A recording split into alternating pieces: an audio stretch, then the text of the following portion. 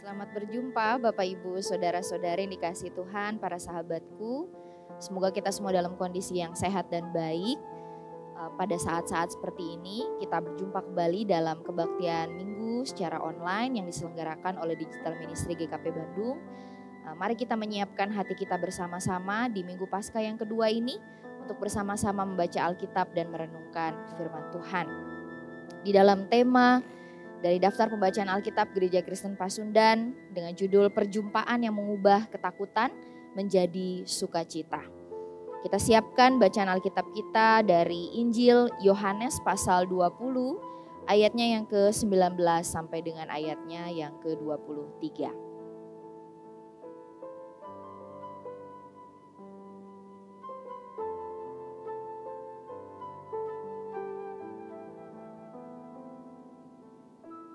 Mari kita bersatu di dalam doa. Terpujilah Engkau ya Allah Bapa, Anak dan Roh Kudus, Tuhan yang kami sembah di dalam nama Yesus Kristus.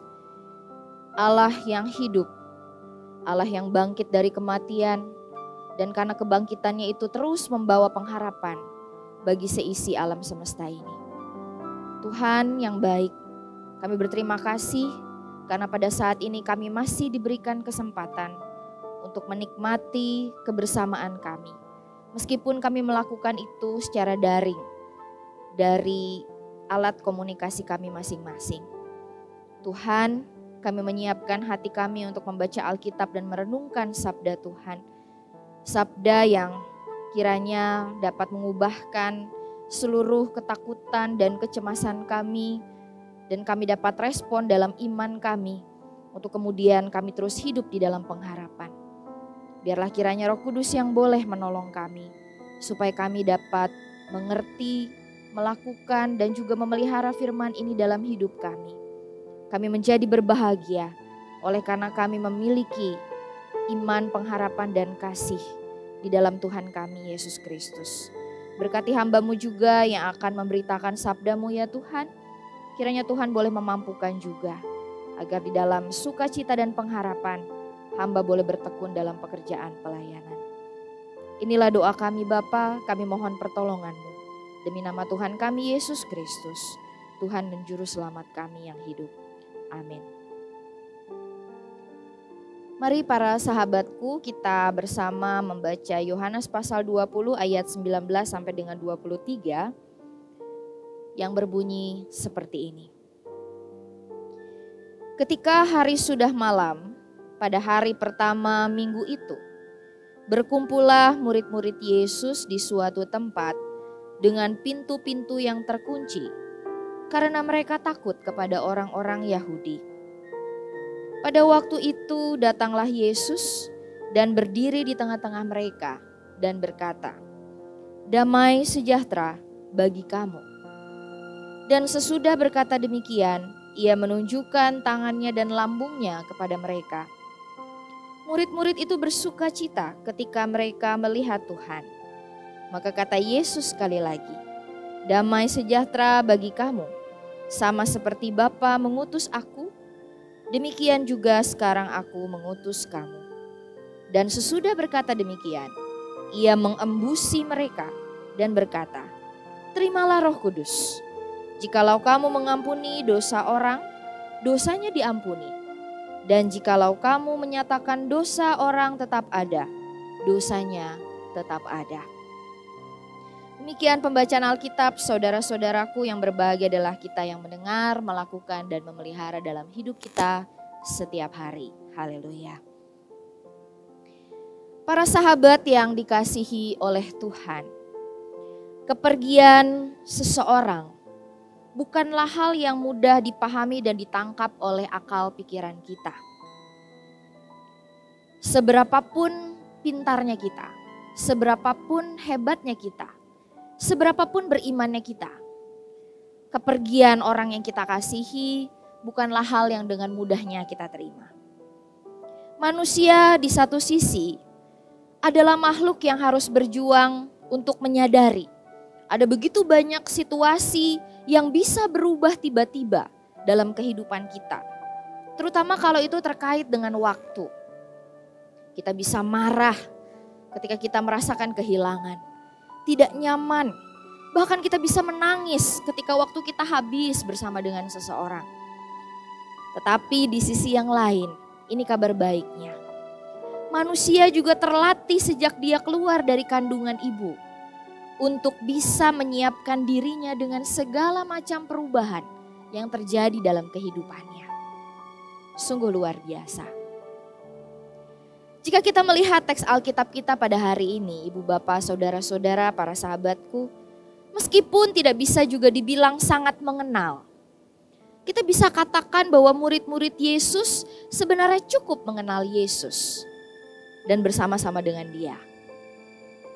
Bayangkan, kita yang dipisahkan oleh corona saja bisa sangat sedih ketika kita tidak bisa lagi beribadah bersama-sama di gedung gereja, apalagi ini sudah berjalan beberapa minggu. Apalagi dengan para murid yang setiap hari makan, minum, berjalan, dan bahkan mungkin tidur bersama-sama dengan guru mereka. Dan mereka tiba-tiba saja kehilangan pegangan ketika sosok yang selalu ada bersama mereka tidak ada lagi. Mereka merasa goyah, tidak aman, terguncang, kebingungan, mau berbuat apa. Tidak berdaya menghadapi serangan yang muncul dengan tiba-tiba. Lalu kita bertanya, kenapa Yesus harus pergi? Kalau dia tahu bahwa kepergian itu akan menimbulkan rasa sakit. Kenapa Yesus harus memilih jalan yang akan membuat hidupnya berakhir? Kalau dia itu sangat mengasihi murid-muridnya. Ini adalah sebuah misteri yang membuat kita semua bertanya, Bapak Ibu Saudara sebagai gereja. Apakah akan ada kebangkitan dan harapan? Dan apakah harapan dan kebangkitan itu bisa hadir tanpa kematian dan pengorbanan? Sebuah kematian membuat kita terus bertanya, kenapa sih waktu itu tidak dibiarkan terulang dan terulang atau mungkin berhenti saja? Supaya kita semua bisa terus bersama-sama. Maunya kita sih kita hidup selama-lamanya ada bersama-sama. Tetapi tidak bisa seperti itu. Jawabannya saudara-saudaraku, karena ada keindahan dan keajaiban dalam sang waktu. Tuhan yang membuatnya demikian. Itu kata pengkhotbah. Jujur saja saudara-saudaraku, ada begitu banyak orang yang bergumul dengan waktu dan ketidakpastian, khususnya pada saat ini. Setiap hari orang bertanya, sampai kapan kita harus diam di rumah? Sampai kapan kita harus social distancing? Dalam wabah seperti ini, setiap hari kita bisa saja menemui sebuah keadaan bahwa mereka yang pada akhirnya pergi meninggalkan kita adalah para sahabat. Orang-orang yang telah berjasa, orang-orang baik, mereka yang meninggalkan karya-karya besar dan akan dikenang seumur hidup oleh orang lain. Bahkan ketika waktu kita terhenti pun saudara-saudara, para sahabatku, saat kita di dunia ini bisa berakhir kapan saja. Tidak ada satupun dari Bapak Ibu Saudara, para sahabat dan saya yang bisa yakin bahwa kita akan hidup sampai kapan. Sebuah pertanyaan yang kadang-kadang juga selalu bergema di dalam hati dan pikiran saya. Dan selalu menantang saya untuk menyiapkan diri saya untuk menghadapi waktu itu. Meskipun saya tidak pernah siap ketika harus menghadapi habisnya waktu kehidupan. Tetapi Injil Yohanes menuliskan hal ini Bapak Ibu Saudara. Bahwa Yesus hadir di dalam waktu itu. Dia menerobos kegelapan dan ketakutan para murid. Dan mengubah keadaan dari rasa takut menjadi gembira. Sebuah perubahan terjadi ketika Yesus tiba-tiba saja hadir. Sementara setiap orang menyangka bahwa dia sudah tidak ada lagi. Mungkin bukan perubahan seperti yang kita inginkan. Tetapi sebuah kekuatan baru yang didapatkan. Inilah cara Allah bekerja. Ada sebuah lagu berjudul Ku Beroleh Berkat di dalam Nyanyikanlah Kidung Baru. Yang judul aslinya adalah Constantly Abiding. Tidak banyak para sahabat yang tahu bahwa lagu Ku Beroleh Berkat ini ditulis oleh seorang janda bernama Anne Murphy yang kehilangan suaminya dalam sebuah kebakaran. Dan dia kehilangan segala harta bendanya. Kemudian memutuskan pindah dan mengarungi kehidupan baru dalam segala ketidakpastian. Dalam situasi yang dialami oleh Anne Murphy, apapun bisa dialami oleh seorang janda yang tidak punya apa-apa. Karena itu Ene bisa berkata dalam lirik lagunya, semuanya bisa hilang dalam sekejap, tetapi Yesus akan tinggal tetap. Saudara-saudaraku, kita mungkin akan tergoda untuk menghitung semua yang hilang dari kita pada saat ini. Setiap hari kita membuka handphone kita menonton channel di televisi kita diberitahu berapa banyak kehilangan yang kita alami ketika ada banyak orang yang meninggal karena COVID-19. Kita meratap dalam kesedihan akan apa yang tidak ada lagi bersama-sama dengan kita. Tetapi anehnya Tuhan tidak pernah membiarkan kita terus terpaku dengan kesedihan dan keputusasaan kita. Di satu sisi ada orang-orang yang kemudian harus kehilangan hidup karena pengorbanan dan perjuangan mereka. Tetapi saudara-saudaraku, kita tahu juga ada orang-orang yang tetap bertahan. Bahkan ada kelahiran-kelahiran baru. Tuhan tidak pernah membiarkan kita terus ada dalam ketakutan dan kehilangan kita. Dia hadir dengan caranya, dengan waktunya, dengan metodenya, dengan pendekatannya yang khas kepada tiap-tiap orang. Kepada setiap orang, Bapak, Ibu, Saudara, dan saya, untuk memberikan damainya di dalam kehidupan kita. Dari keempat Injil, Bapak, Ibu, Saudaraku, memberikan catatan perjumpaan Yesus dengan begitu banyak orang ketika dia bangkit. Tetapi kalau kita lihat, tidak pernah Yesus menjumpai orang-orang ini dengan cara yang sama. Semua orang menjumpai Yesus yang bangkit dengan cara yang unik, secara istimewa dan begitu pribadi. Ada yang berjumpa dengan dia di depan kuburan kosong. Ada yang berjumpa dengan Yesus yang bangkit di pinggir pantai. Ada juga yang dijumpai oleh Yesus dalam perjalanan dari satu kota ke kota yang lain. Bahkan ada juga yang dijumpai oleh Yesus di samping kayu salib. Pesannya apa, saudara-saudara, para sahabatku? Bahwa Yesus tidak pernah meninggalkan kita. Itu yang terjadi sesungguhnya. Bagaimanapun keadaan kita. Kata-kata Anne Murphy sungguh benar adanya. Kata-kata Kristus di dalam salam itu sungguh-sungguh benar. Damai sejahtera bagimu. Jangan takut, aku tidak pernah kemana-mana. Aku selalu ada bersamamu. Saya yakin dan percaya, para sahabat, bahwa Kristus sudah menjumpai kita. Di dalam iman dan percaya kita berseru kepada Dia. Meskipun saya tidak tahu keadaan Bapak, Ibu, Saudara, dan para sahabat pada saat ini. Ketika melihat saya berkhotbah pada saat ini. Ketika mendengarkan siaran kebaktian ini. Apakah mungkin Anda sedang khawatir besok akan makan apa? Apakah mungkin Anda sedang khawatir karena gaji Anda dipotong atau bahkan Anda dirumahkan? Apakah Anda sedang khawatir suami, istri, anak atau cucu Anda sedang merawat di rumah sakit atau klinik sebagai tenaga kesehatan? Apakah Anda mungkin khawatir karena anak ataupun suami Anda masih bekerja di tengah-tengah wabah ini? Apakah mungkin Anda khawatir karena orang tua Anda adalah seorang yang menua dengan penyakit? Bagaimana saya menggaji karyawan saya? Kok setiap hari banyak yang meninggal? Setiap saat kita bisa saja menghadapi ketakutan tak berujung ketika kita menghitungnya. Saudaraku, para sahabatku, mari kita arahkan pandangan kita kepada peristiwa kebangkitan. Kristus menjumpai kita. Dia menjumpai kita mungkin bukan dalam peristiwa kelahiran, tetapi dalam peristiwa kematian, dalam peristiwa yang mengerikan. Kristus hadir dalam saat-saat terpedih dalam kehidupan kita. Ketika keluarga mengecewakan dan meninggalkan kita. Kristus hadir ketika kita harus menahan banyak hal, menanggung banyak hal, menanti-nantikan banyak hal. Dia bukan Allah yang tidak peduli. Dia Allah yang selalu ada. Kitalah yang tidak selalu bisa merasakan kehadiran Tuhan. Merasakan Kristus yang hadir menjumpai kita. Merasakan apa yang Kristus rasakan itu memang tidak mudah, Bapak, Ibu, Saudara. Memang tidak mudah buat kita untuk selalu merasakan bahwa Tuhan itu ada. Karena kita bukanlah orang yang sesempurna itu. Tetapi Yohanes mengajar kita, Injil ini begitu indah karena Injil ini begitu banyak dikupas di tahun ini.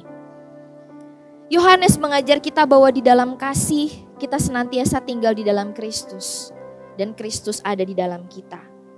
Mungkin pada saat ini kita sedang cekcok di rumah. Tetapi kalau kita meminta maaf, kita mau mengerti, kita mau mengampuni, Kristus akan menolong kita.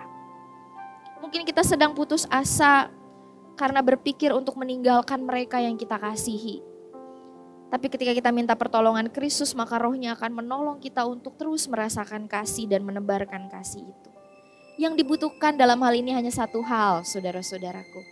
Apakah kita mau melihat kepada Tuhan? Ya, hanya dengan melihat kepada Tuhan, murid-murid bisa menjumpai Yesus yang bangkit ketika mereka menoleh dan mereka melihat kepada Tuhan. Sebab Tuhanlah yang diceritakan oleh Injil Yohanes menolong para murid untuk mengenali Dia. Dia menunjukkan kepada murid-murid, Dialah Yesus yang mereka kenal.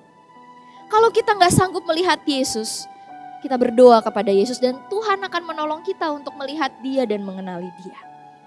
Dan pada akhirnya Yesus yang bangkit itu memberi mereka sebuah tugas perutusan.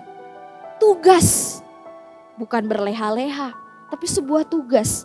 Sebuah panggilan untuk masuk dalam keseharian kita. Yang akan menolong kita untuk semakin mengenali kehadiran Dia dalam perjumpaan dengan setiap orang. Maka saya sadar, kenapa setiap orang, tenaga medis atau siapapun yang mau berbuat baik tetap bekerja sampai saat ini. Mungkin karena mereka masih bisa merasakan pengharapan itu dalam berbagai perjumpaan. Saudara-saudara dan para sahabatku, waktu kita ini sedemikian berharga. Semua orang Tuhan izinkan hadir dalam kehidupan kita juga sangat berharga. Kita juga berharga bagi Tuhan. Sebab kalau kita tidak begitu dikasihi Tuhan, Tuhan tidak akan menjumpai kita dan meyakinkan kita untuk tetap tegar menjalani hidup dan panggilan kita. Maka panggilan perutusan kepada para murid juga berarti panggilan perutusan buat Bapak, Ibu, Saudara dan saya. Sebuah perutusan untuk menjalankan tugas dan panggilan kita, memberitakan iman kebangkitan kepada orang lain. Bagaimana caranya? Hidup serupa dengan Kristus. Apakah kita sedemikian mendalam mengasihi Yesus sehingga kita bisa mengasihi semua orang seperti Kristus mengasihi mereka? Di dalam bacaan kita, Kristus yang bangkit mengembuskan Roh-Nya kepada gereja. Kita diberi kuasa, kita diberi kemampuan, kita ditolong Allah untuk mengasihi dan mencintai. Kasih kita adalah pernyataan siapa diri kita. Bukan dari seberapa banyak uang yang kita punya, tapi dari seberapa kasih kita. Semakin kita mengasihi dan mencintai, makin kita serupa dengan Kristus. Maka Yohanes berkata, dalam cinta tidak ada ketakutan. Cinta mengalahkan ketakutan. Gereja menjadi sangat berkuasa ketika cinta Allah menguasai tindak tanduk dan kebijakannya. Seringkali gereja akan bertarung dan berperang dengan perbuatan-perbuatan egois, kejahatan, menjadi alat kegelapan untuk melanggengkan penindasan dan ketidakadilan. Tapi Roh Allah senantiasa, ini bahasa yang in sekarang ya, garda terdepan. Roh Allah selalu menjadi garda terdepan untuk menolong gereja merasakan damai Allah, untuk menolong dan mencintai. Maka para sahabatku, hadirlah menjadi sosok yang sudah dijumpai Kristus. Menjadi seseorang yang sudah merasakan punya sahabat dan dicintai oleh seseorang. Dunia membutuhkan kita yang seperti itu. Jangan khawatir kita akan berkekurangan ketika kita memberi, karena cinta Allah itu lebih dari cukup. Jangan takut ketika kita berkorban, karena cinta Allah itu lebih dari cukup. Jangan takut menghadapi hidup dan mati, meskipun kita ini tidak mudah menjadi berani. Karena waktu tidak mampu kita lawan. Tapi Allah yang kita sembah berkuasa atas waktu. Dan di dalam waktu itu Allah hadir bersama dengan kita tanpa ada batas waktu. Mungkin waktu kita bisa habis dalam dunia, tapi Allah tidak pernah tidak hadir. Dia tidak pernah habis waktu. Karena dulu, sekarang, dan selamanya Dia selalu ada bersama dengan kita. Roh-Nya selalu bersama-sama dengan kita. Kuasanya selalu bersama-sama dengan kita. Apapun yang terjadi, kata Rasul Paulus, tidak ada yang bisa memisahkan kita dari kasih Allah. Tuhan Yesus berkati. Amin. Tolong ya untuk like, komen, dan subscribe. Terima kasih.